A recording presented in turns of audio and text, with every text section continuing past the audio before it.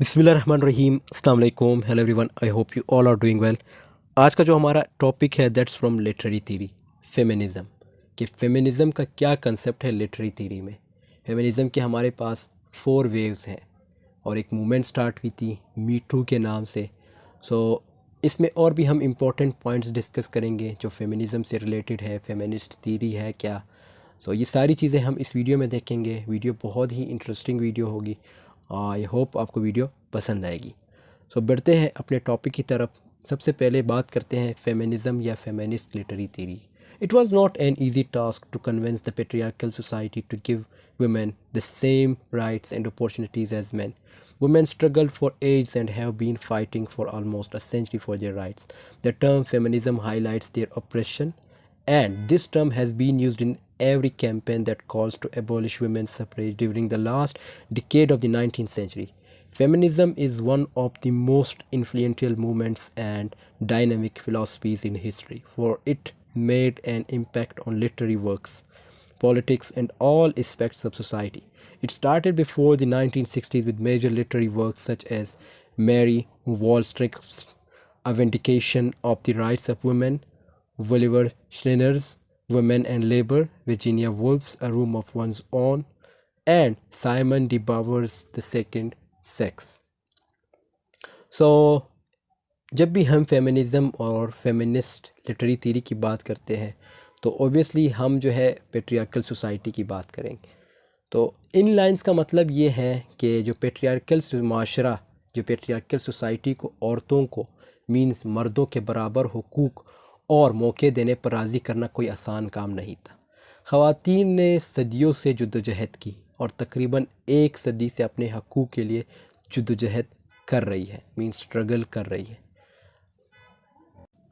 And the term feminism इनके जबर को नुमाया करती है, और ये इस्तिलाह 19वीं सदियों के आखिरी दिहाई के दौरान ख़वातीन के हक़ राय दही को ख़त्म करने की हर मुहिम में इस्तेमाल होती रही है। Female rights like the women rights तारीख़ के सबसे ज़्यादा बाअसर तहरीकों और मुतारिक फ़िलासफ़ों में से एक है, क्योंकि इसने अदबी कामों, सियासत और माशरे के तमाम पहलू पर असर डाला। इसका आगाज़ 1960 के दिहाई से पहले बड़े अदबी कामों से हुआ, जैसे मैरी वुलस्टन के क्राफ्ट की a vindication of the rights of women, Oliver Schreiner की वुमेन एंड लेबर, और वर्जीनिया वुल्फ की a room of one's own, और साइमन डी बावर की द सेकंड सेक्स। तो ये इनके बुक्स हैं जो फेमिनिज़म से रिलेटेड है, तो ये लिखी गई है।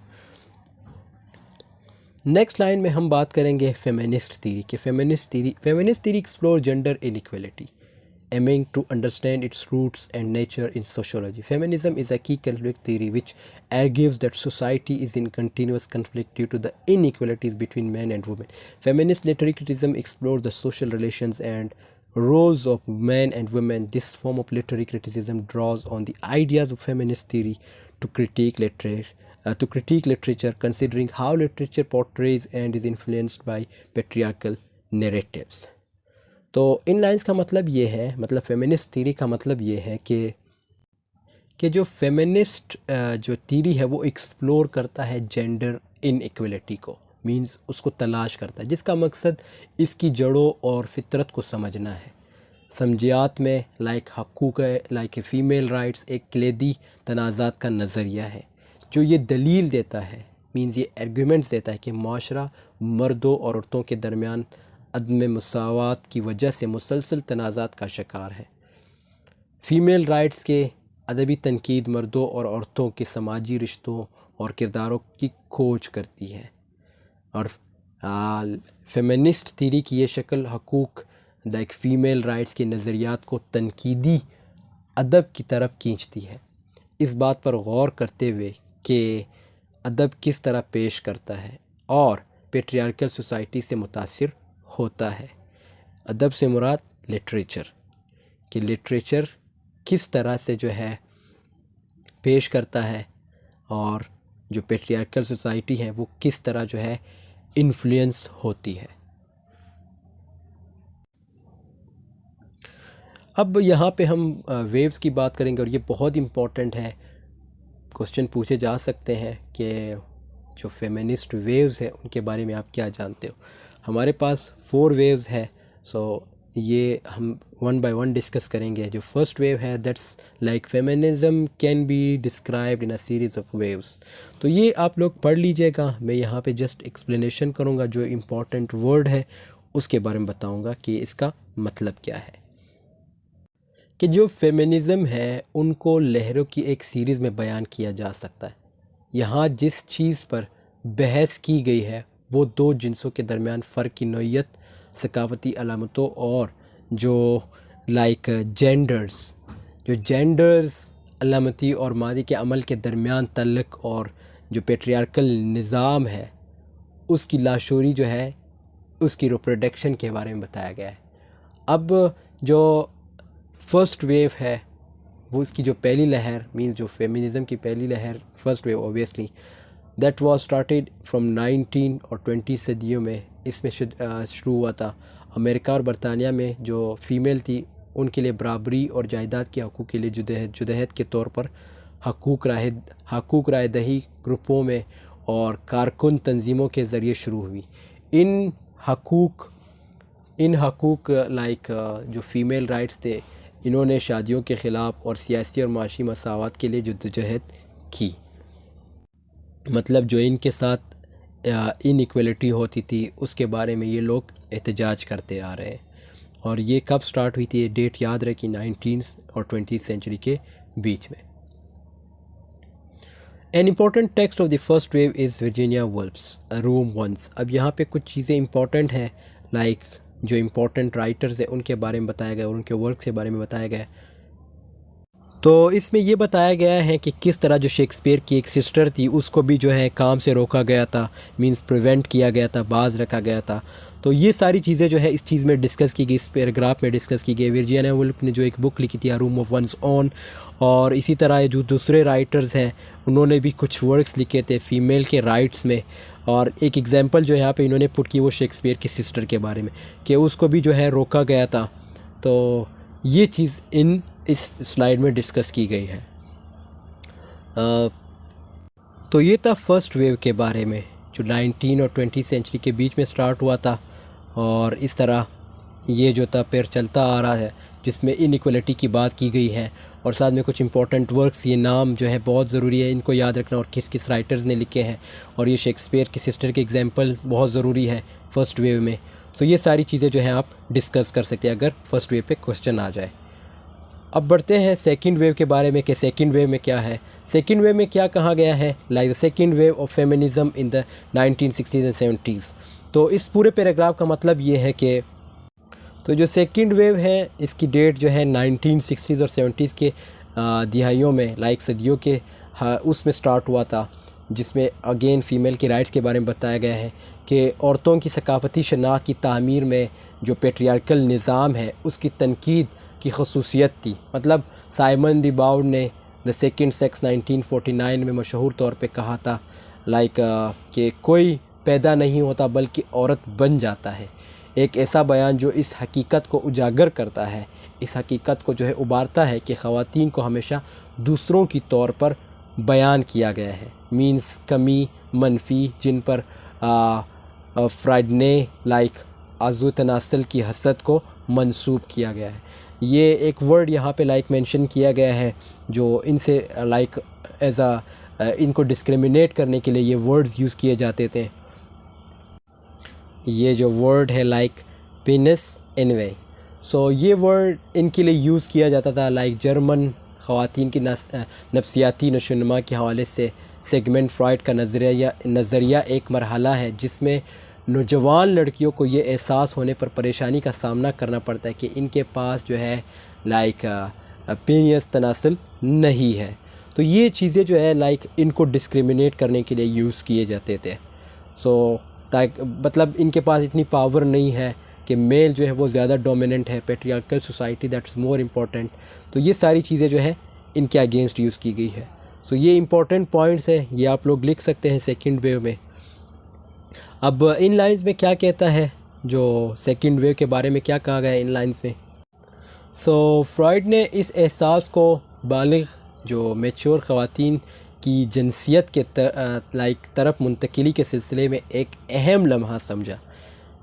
फ्रॉइडियन थीरी में ओज़े तनासिल की हसद का मरहला माँ से लगाव से लेकर वालिद की तवज्जो, पहचान और प्यार के लिए माँ के साथ मुसाबिकत का आगाज़ करता है। लड़के के इस एहसास का मुतवाज़ी रद्द-ए-अमल की औरतों के पास ओज़े तनासल नहीं होता है। कास्ट्रेशन की परेशानी है, तो ये फिर एक बीमारी मेंशन की गई, कास्ट्रेशन एंजाइटी, तो ये इसकी बीमारी है। इस तरह वर्ड्स जो आप इनके सामने यूज़ करते हो या उस वक्त जब यूज़ किए जाते तो ये डिप्रेस्ड रहती थी, एंजाइटी का शिकार होती थी, तो उसको क्या कहा गया था? Castration anxiety. और ज़ोया तनासिल की हसद के बारे में जो फ्राइड के नज़रिए पर दूसरे माहिर नफ्सियात जैसे कैरन हैरनी, अर्नस्ट जोन्स, हेलन टॉयच और मेलानी क्लेन ने तनकीद की और बहस की, ख़ास तौर पर ओज़े तनासिल के हसद के इलाज पर एक फ़िक्स्ड ऑपरेशन के तौर पर, जो कि एक सेकेंडरी में तामीर या इस्तेमाल किया जाता है। साबका ख्वाहिशात को दूर करने का तरीका। और सेकंड वेव, ये इसकी दूसरी डेफिनेशन है, ये भी आप लोग पढ़ सकते हैं। अगर वो जो पिछला हमने पढ़ा है वो आपको मुश्किल लगा है तो आप ये ईज़िली लिख सकते हैं, और ये भी उसी से रिलेटेड है। उसके बाद थर्ड वेव की बात करते हैं कि थर्ड वेव में क्या हुआ था। इन थर्ड वेव पोस्ट 1980 के बाद 80 के बीच में स्टार्ट हुआ था। तो थर्ड वेव में क्या कहा गया है कि हम तीसरी लहर में ये 1980 के बाद स्टार्ट हुआ, जिसमें फ़ीमेल राइट्स मार्क्सिज़म, नफ्सियाती तज्ज़िया और पोस्ट स्ट्रक्चरलिज़म के साथ अपनी बयान ज़ाब्ता वाबस्तगियों के साथ माहिरीन जो है तालीम में फ़हल तौर पर शामिल रहा है। ज़बान, तहरीर, जिनसियत, नुमाइंदगी वग़ैरह जैसे मसाइल से निमट रहा है। जिनसियात, पोस्ट कॉलोनिज़म, जिसको लिंडा हचसन, ये एक फ़ीमेल थी, और इस तरह जो स्पेविक, ये भी एक फ़ीमेल थी। एंड इकोलॉजिकल स्टडीज़, वंदना शिवा, जो इसने लिखी थी, एंड ये एक इंडियन ऑथर है जिसने 20 बुक्स लिखे हैं। थर्ड वेव्स में इसी चीज़ के बारे में बताया गया है कि अगेन इनके जो इश्यूज़ थे लैंग्वेज, राइटिंग, सेक्सुअलिटी, रिप्रेजेंटेशन, इनसे रिलेटेड थी। और इसमें फिर जो है जो इम्पोर्टेंट फ़ीमेल राइटर्स हैं उनके नाम मेंशन किए गए हैं, और ये एक इंडियन भी है वंदना शिवा। इसने 20 बुक्स लिखे हैं। और उसके बाद ये कुछ और इम्पोर्टेंट राइटर्स हैं, उनके वर्क्स के बारे में बताया गया है। इन लाइंस का मतलब ये है कि जिसमें एलन शोल्टर ने अपनी एक जो इसने एक बुक लिखी थी टूवर्ड्स अ फेमिनिस्ट पोएटिक्स में एक वर्ड इंट्रोड्यूस कराया था, गाइनोक्रिटिसिज्म जो है ये वो इस्तिलाह है जो 70 की दिहाई में एलन शोल्टर ने एक नए अदबी मंसूबे के बयान करने के लिए वज़ा की थी, जिसका मकसद ख़वातीन के अदब के तजुर्बे के लिए एक ख़वातीन का फ्रेमवर्क बनाना था।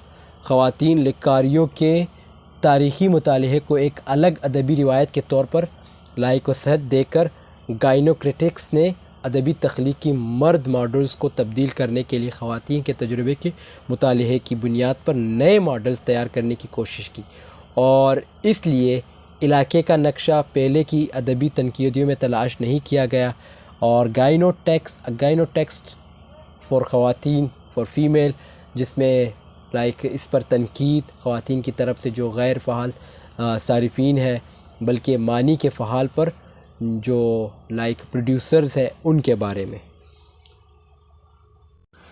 तो इसमें इम्पोर्टेंट पॉइंट जो है वो है गाइनोक्रिटिसिज्म, जो कि एक वर्क है, जो कि एक टर्म है जो इंट्रोड्यूस कराया गया, और इसका जो मेन पर्पज़ यही था कि फ़ीमेल फ्रेमवर्क फॉर दी, जो फ़ीमेल की जो राइटिंग है, जो लिटरेचर है, उसको एनालाइज़ किया जाए, जो वुमेन की जो राइटिंग्स है, जो वुमेन की जो लिटरेचर वगैरह है, उसको एनालाइज़ किया जाए। और ये उसकी फर्दर एक्सप्लेनेशन है। The gyno critics construct a female framework for the analysis of women's literature. Like हमने बात की कि वुमेन की जो लिटरेचर है उसके एनालाइज करने के लिए जो है एक फ्रेमवर्क तैयार किया गया। And focus on female subjectivity, मतलब उसके इमोशंस के बारे में, लैंग्वेज एंड लिटरेरी करियर, जो उसका करियर है लिटरेरी करियर उसके बारे में। And Patricia Spacks the female imagination, ये दूसरे राइटर्स हैं जिन्होंने इन पे वर्क किया था। और ये थर्ड वेव की एक और एक्सप्लेनेशन है। अगर आपको वो एक्सप्लेनेशन डिफ़िकल्ट लगती है तो ये इसकी दूसरी डिफिनेशन है, आप ये लिख सकते हैं। और इसमें भी वही पॉइंट्स जो है एक्सप्लेन किए गए हैं। अगर आपको उसके वर्ड्स डिफरेंट लगते हैं या डिफ़िकल्ट लगते हैं तो आप ये लिख सकते हैं। फोर्थ वे में क्या कहा गया है? Fourth wave feminism aims to liberate all the people from the diminishing forces of socially constructed masculinity and femininity. Fourth wave feminism emerged in the early 20th century and continues many of the traditions and tactics of earlier waves. Fourth wave feminism is best distinguished from its predecessors for its engagement with technology and is closely identified with online activism. It deals with concepts such as body positivity, women's representation in the media, and sexiest advertisements. इसका मतलब ये है कि जो चौथी लहर है female का मकसद, मतलब इसका मकसद ये था कि तमाम लोगों को जो समाजी तौर पर तामीर शुदा मीन्स मर्दांगी और नसीहत की घुटती हुई क़ुव्वतों से आज़ाद करना है। चौथी लहर में जो फेमिनिज़म लाइक 21वीं सदी के अवल में उभरी और इससे पहले की लहरों की बहुत सी रिवायात और हरबों को जारी रखा। लाइक फोर्थ वेव फेमिनिज़म को टेक्नोलॉजी के साथ अपनी मसरूफियत की वजह से अपने पेशरों से बेहतरीन तौर पर मुतासिर किया जाता है और ऑनलाइन एक्टिविज़म के साथ फ़रेब से पहचाना जाता है। ये जिस्मानी मस्बतियत, मीडिया में ख़वातीन की नुमाइंदगी और जिन्स परस्त इश्तिहारात जैसे तस्वुरात से मुतल्लिक है। अब फेमिनिस्ट क्रिटिसिज़म क्या है? इसका मतलब ये है कि लिटरेचर वो अहम ज़रिया था जो इस बात की निशानदही करता था कि नसीहत के काबिल मीन्स कबूल नुमाइंदगी क्या है। 1970 की दिहाई के दौरान हकूक़ मीन्स जो फ़ीमेल के राइट्स है उनकी तनकीद पे जो पेट्रियार्कल निज़ाम के तरीक़ाकार और सकाफ़ती ज़हनीत की खोज के जिसके नतीजे में जिनसी अदम मसावात पैदा हुई। लिटरेचर के कामों को तलाश करता, लिटरेचर इन कामों को तलाश करता है और निस्वानी ऐनक के ज़रिए इनका तजुर्बा करने की कोशिश करता है। काम में छुपी सच्चाइयों और बदउनवानी पर जो पेट्रियार्कल गलबा जैसे सवालात से पर्दा उठाने की कोशिश करता है। ये 1960 की दिहाई के जो फ़ीमेल की तहरीक का नतीजा था और इसने नाकदीन जो लिटरेचर के नाकदीन को लिटरेचर के ज़रिए फ़रोग़ दी गई, ख़वातीन के जो तस्वीर की अहमियत को समझने में मदद की। One of the most prominent feminist critics in ये इम्पोर्टेंट नाम है। She discusses the history, styles, genres and structures for women writing. तो इसने ये चीज़ें डिस्कस की वुमेन राइटिंग के लिए, as well as the psychodynamics of female creativity. Showalter divides literary works into two categories. Gynotexts जो हमने पिछले स्लाइड में डिस्कस किया था, बुक्स बाय वुमेन, जो वुमेन मीन्स ऐसी किताबें जो वुमेन के लिए जो वुमेन ने लिखी है उसको गाइनो टेक्स्ट कहते हैं। And andro texts books by man, जो मैन ने लिखी है, मतलब किसी मेल ने लिखी है तो उसको एंड्रो टेक्स्ट कहा जाता है। ये इंपॉर्टेंट वर्ड्स हैं। Critics like Showalter study literary text through a realist lens and treat literature as a series of realities. तो मीन्स इसने एक पॉजिटिव रोल प्ले किया, ये ज़्यादा फेमिनिस्ट की तरफ नहीं थे। फिर उसके बाद they research written diaries, memoirs and social and medical history. Another important feminist critic is Virginia Woolf. मतलब ये वही राइटर्स की बात हो रही है जो हमने फर्स्ट वे में डिस्कस किए थे कि इनका क्या रोल था, इन्होंने क्या कौन से वर्क लिखे थे। Her main theory is based on a statement that language is gendered. She argues that the characteristics of a woman's sentence are that the clauses are linked in looser sequences rather than carefully balanced and patterned as in male prose. When talking a closer look at a wide range of literary text, we can notice that her theory is accurate. Finally, Helen Cassius was also interested in the feminist analysis of literary text, and she ranks as one of the most important feminist critiques of her era.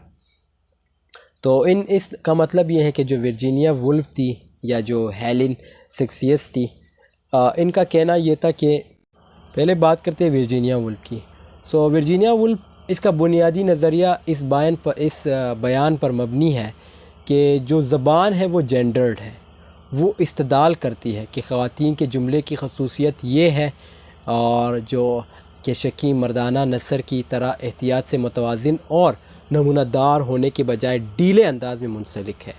Means उनके writing के बारे में बताया गया।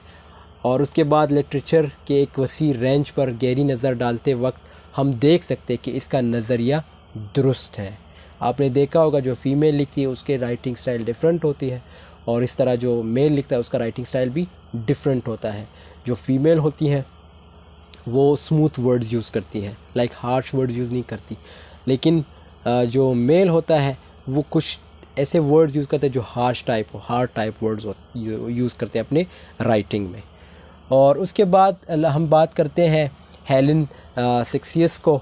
जो literature की नसाई तजुर्बे में भी दिलचस्पी इसकी भी थी, और वो अपने अहद के अहम तरीन लाइक लिटरेरी टेक्स्ट्स और में जो है इसने भी अपने आप को शामिल किया था, और इसने भी बहुत से वर्क लिखे थे जो फीमेल से रिलेटेड थे। So she introduced two main concepts concerning feminist critique: écriture féminine and the law of the Medusa. फिर écriture féminine or feminine writing is a literary expressing that writing. So इसका मतलब ये है कि फिर इसने जो है दो कंसेप्ट जो है फेमिनिस्ट क्रिटिसिज्म से रिलेटेड जो है इंट्रोड्यूस कराए थे। तो वो क्या कौन कौन से थे? मतलब जो फेमिनिस्ट क्रिटिसिज्म की तनकीद से मुतालिक दो अहम तस्वुरात मुतारिफ़ कराती है, और वो क्या कहती है, एक जो है एक्रेक्टिक फेमिनिन और द लाफ ऑफ द मेडोसा, या एक्रेक्टिक फेमिनिन या नसाई तहरीर।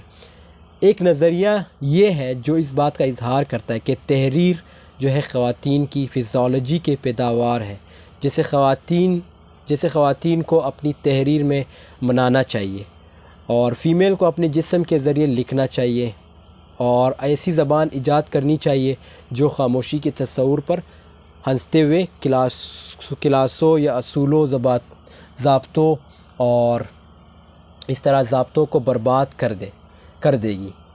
ये फासिक है और कवानीन से बालातर है। अपनी तहरीर द लाइफ ऑफ द मेडोसा में सेक्सियस ने मेडोसा का मुआजना अदबी कामों में ताकतवर ख़वातीन किरदारों से किया। इसका नज़रिया मीन्स इसके नज़रिए में ये ताकतवर ख़वातीन अपनी ताकत से वाकिफ़ है और इससे पेट्रियार्कल तसल्लुत के ख़िलाफ़ इस्तेमाल करने से नहीं डरते थे। ताहम ज़्यादातर जो लिटरेरी टेक्स्ट है, इन ख़वातीन को जलावतन या अज़ियत का सामना करना पड़ता है क्योंकि वो खौफज़दा है। मर्द औरतों को इस वक्त तरजीह देते हैं जब वो इनके कमज़ोर माताहतों के अलावा कुछ ना हो, और हर इस चीज़ को हकीर समझते हैं जो इनके इख्तियार के ख़िलाफ़ हो। Present day feminism in its diverse and various forms such as liberal feminism. अब यहाँ प्रेजेंट डे की फेमिनिज़म की बात की गई है जिसमें लिबरल फेमिनिज़म है। आप देख सकते हैं जो चलता आ रहा है, अभी भी चल रहा है, ये इस्लामाबाद में जो होते रहते हैं। कल्चरल है, रेडिकल फेमिनिज़म, ब्लैक फेमिनिज़म, वुमेनिज़म जो लाइक हफ्शियों से जो रिलेटेड है उसके बारे में है। मेट्रलिस्ट या नियो मार्क्सिस्ट फेमिनिज़म क्लास की बात की गई है। Continues it's struggle for a better world for women, means अपनी बेटर वर्ल्ड के लिए अपनी स्ट्रगल आज भी इनकी जारी रहती है। Beyond literature and literary theory feminism also found radical expression in arts, और आर्ट्स में इनका बहुत बड़ा रोल है। Painting, Kiki Smith, Barbara Kruger, architecture, Sophia Hayden, the architect of women's building. तो ये इनके कुछ इम्पॉर्टेंट वर्क्स है और इनके नाम हैं जो इन्होंने किए हैं। अब ये एक और मूवमेंट थी, मी टू मूवमेंट। तो इस मूवमेंट को हम इस तरह डिस्कस करेंगे। इसमें भी यही चीज़ बताई गई है जो फ़ीमेल से रिलेटेड है कि me too women and women's march. तो इसमें लाइक मी टू मूवमेंट को जो है वुमेन्स मार्च भी कहा जाता है। Like feminists have painted to prominent cases of sexual assault and rape culture. Like rape से रिलेटेड जो कल्चर था या जो है अभी भी है, उससे रिलेटेड इन्होंने हैशटैग लगाना स्टार्ट किया। और हैशटैग में क्या था? Hashtag me too. तो like me too movement gained new prominence in October 2017। तो अक्टूबर 2017 में जो है इसे पॉपुलैरिटी मिली इस मूवमेंट को, मी टू मूवमेंट को, when the New York times published N investigation into allegations of sexual harassment. जब न्यूयॉर्क टाइम ने एक न्यूज़पेपर पब्लिश कराई थी उस वक्त, और उस वक्त ये कहा गया था कि जो इल्ज़ामात लगे थे सेक्सुअल हैरासमेंट के लोगों पे, उसको उजागर किया था उस वक्त। And against influential film producer, और उसमें एक फ़िल्म प्रोड्यूसर जो है इन्वॉल्व था, मींस हॉलीवुड का, जिसका नाम था Harvey Weinstein. Many more women came forward allegations against other powerful including president Donald Trump. अब जब न्यूयॉर्क टाइम ने ये जब न्यूज़ पब्लिश कराई थी जिसमें इन्होंने ये एक प्रोड्यूसर की बात की, तो उस वक्त ऑब्वियसली सोशल मीडिया है, चलता है सब कुछ, इसमें आपको सब कुछ नज़र आता है। तो उसमें उस वक्त कुछ और फीमेल भी सामने आई थी, और उनमें से कुछ ऐसी फ़ीमेल भी सामने आई, मतलब उनमें से एक ऐसी फ़ीमेल भी सामने आई जिसने ये इल्ज़ाम लगाया था कि डोनाल्ड ट्रंप, उस वक्त जो अमेरिका के प्रेसिडेंट थे, उस पर भी ये इल्ज़ाम लगे थे कि वो भी उसको, मतलब उसने हरास किया था, डोनाल्ड ट्रंप ने उस फीमेल को हरास किया था। Feminists are running a movement against sexual harassment and sexual abuse. तो इसका जो मेन पर्पस था, मतलब मी टू मूवमेंट का, वो क्या था कि सेक्सुअल हरासमेंट और सेक्सुअल अब्यूज़ से रिलेटेड था, फ़ीमेल से रिलेटेड। मींस ये इंपॉर्टेंट चीज़ जो है डिस्कस की गई है।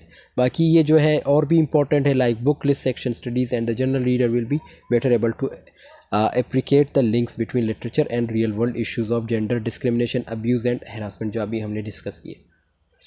अब ये इंपॉर्टेंट पॉइंट्स हैं कि जो पहला पॉइंट है वो है feminist critics examine literary portrayals of women to expose the ways in which writers misrepresent, underrepresent और marginalise women. The writers need not always be male. तो लाइक फेमिनिस्ट जो क्रिटिक्स है वो क्या examine करते हैं, जब भी वो कोई राइटिंग देखेगी वो क्या एग्जामिन करेगी, वो यही चीज़ देखेगी कि एक तो जो राइटर है वो मेल क्यों है, मतलब फ़ीमेल भी होना चाहिए। अगर वो मेल है तो फिर वो जो फ़ीमेल है वो उसको क्यों मिस रिप्रेजेंट करता है, या अंडर रिप्रेजेंट करता है, या मार्जिनलाइज्ड वुमेन के तौर पे रिप्रेजेंट करता है। तो ये चीज़ें जो है फेमिनिस्ट क्रिटिक देखती है। दूसरा पॉइंट है कि feminist critics explore the nature of being female, like seeking to eliminate the experience of women who have been suppressed, silenced और इग्नोर्ड। तो सेकंड पॉइंट जो है फेमिनिस्ट क्रिटिक इस चीज़ को एक्सप्लोर करती है कि जो ख़वातीन के होने की नौइयत को दरियाफ्त करते, मतलब इन ख़वातीन के तजुर्बात को रोशन करने की कोशिश करते जिन्हें दबाया गया, खामोश किया गया या नज़रअंदाज किया गया। और उसके बाद जो हमारे पास लास्ट पॉइंट है, feminist literary theory also concerns itself with power. In the case of female unreliable narrators they lack power because their voices are considered inconsistent और अनट्रू। तो फेमिनिस्ट क्रिटिक जो है वो इस चीज़ के बारे में भी कंसर्न है कि ख़वातीन गैर मुतबर रवैयों के मामले में, मींस इनकी ताकत की जो है कमी होती है, क्योंकि इनकी आवाज़ों को मुतज़ाद या गलत समझा जाता है। तो ये चीज़ें जो है फेमिनिस्ट क्रिटिक्स जो है देखती हैं किसी भी वर्क में। So this was all about today's. I hope this video has been helpful for you. Video पसंद आई है तो ज़रूर लाइक कमेंट शेयर कीजिएगा। मिलते हैं नेक्स्ट वीडियो में, तब तक के लिए अल्लाह हाफिज़। कोई भी क्वेश्चन हो आप पूछ सकते हो। Take care of yourself.